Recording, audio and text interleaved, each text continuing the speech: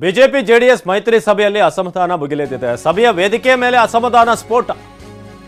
BJP JDS ಮೈತ್ರಿ ಸಭೆಯಲ್ಲಿ ಅಸಮಾಧಾನ ಸ್ಫೋಟ ಆಗಿದೆ ವೇದಿಕೆಯಲ್ಲೇನೆ.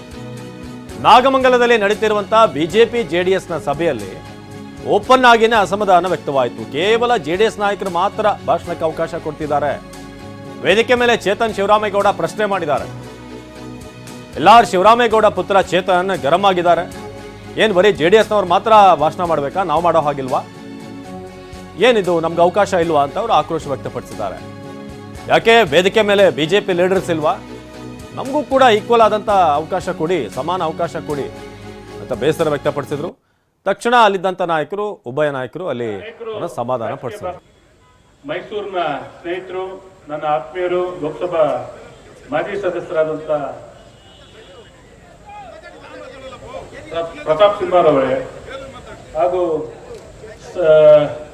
ಈ ಕ್ಷೇತ್ರದ ಜನಪ್ರಿಯ ಮಾಜಿ ಶಾಸಕರಾದಂಥ ಸುರೇಶ್ ಗೌಡ್ರೆ, ಸ್ನೇಹಿತ ಚೇತನ್ ರವರೇ ಹಾಗೂ ನೀವೀಗ ವೇದಿಕೆಯ ದೃಶ್ಯಗಳನ್ನ ನೋಡ್ತಾ ಇದ್ದೀರಾ. ಅಲ್ಲಿ ನಿಖಿಲ್ ಕುಮಾರ್ ಇದ್ದಾರೆ, ಪ್ರತಾಪ್ ಸಿಂಹ ಕೂತಿದ್ದಾರೆ, ಅಲ್ಲೇ ಪಕ್ಕದಲ್ಲೇ ಶಿವರಾಮೇಗೌಡರ ಮಗ ಕೂಡ ಕೇಳ್ತಿರೋದು ಅದೇನೆ.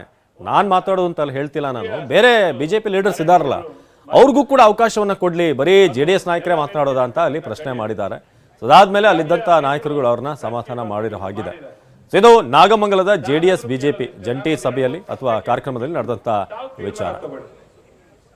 ಈಗ ಇಲ್ಲಿ ಶಬ್ದ ಮಾಡ್ತಾ ಇದಾರಲ್ಲ